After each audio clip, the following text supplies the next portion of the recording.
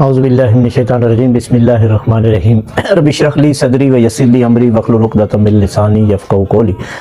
हज़रत दाऊद ताई रहमतुल्लाह अलैह मारूफ़ बुज़ुर्गान दीन में से हैं।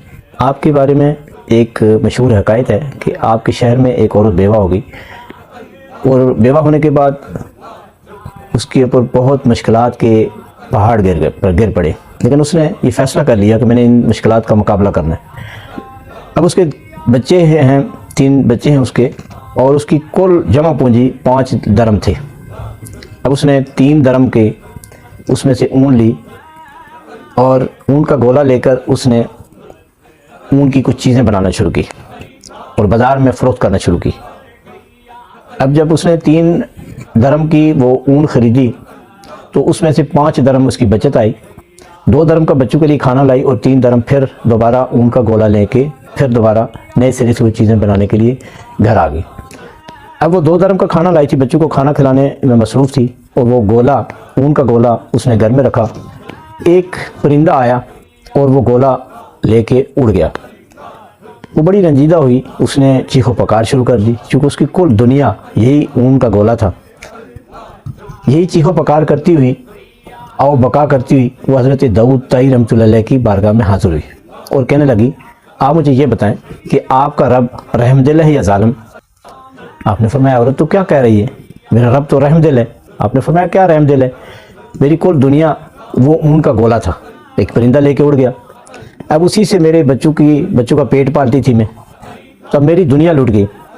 हज़रत दाऊद ताई रहमतुल्लाह अलैह बोले कि अल्लाह के हर काम में कोई ना कोई हिकमत होती है, इसमें भी यकीनन कोई हिकमत होगी। वो बोली, कैसी हिकमत है? मेरी सारी दुनिया लुट गई, मेरा यही ऊन का गोला सारी दुनिया थी, अब वो लुट गई है, इसमें क्या हिकमत हो सकती है? अल्लाह के वली खामोश हो गए और नज़रें झुका ली। वो औरत बाहर निकली, इसी दौरान दरवाजे पे दस्तक हुई और 10 ताजर हाजिर हुए और कहने लगे, हज़रत दाऊद ताई रहमतुल्लाह अलैह का, हज़रत दाऊद ताई का घर यही है? आपने फरमाया, जी। कहने लगे, हम ताजर हैं, हम समुंदर में सामान लेकर आ रहे थे कि हमारी कश्ती में सुराख हो गया। इसी दौरान पानी कश्ती में दाखिल हुआ और ये करीब था कि कश्ती डूब जाती और हम गर्क हो जाते, हमारा मालो असबाब लूट जाता, हम मर जाते। लेकिन हमने अल्लाह से दुआ की कि बारी ताला आज हमें तू बचा ले, तो हम 10,000 दीनार तेरी राह में खर्च करेंगे। इसी दौरान एक परिंदा ऊन का गोला लेके आया और उसने वो ऊन का गोला कश्ती में फेंक दिया। हमने उस ऊन के गोले से उस सुराख को बंद किया और पानी बाहर निकाला तो हमारी जान बच गई।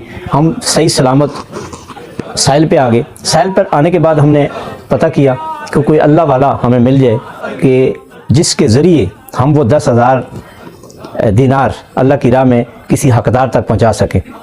हमें आपका नाम बताया गया, हम आपके बारगाह में हाज़िर हुए। आप किसी गरीब को जो हकदार आप समझते हैं, ये 10,000 दरम हमारी तरफ से आप उस तक पहुंचा दें।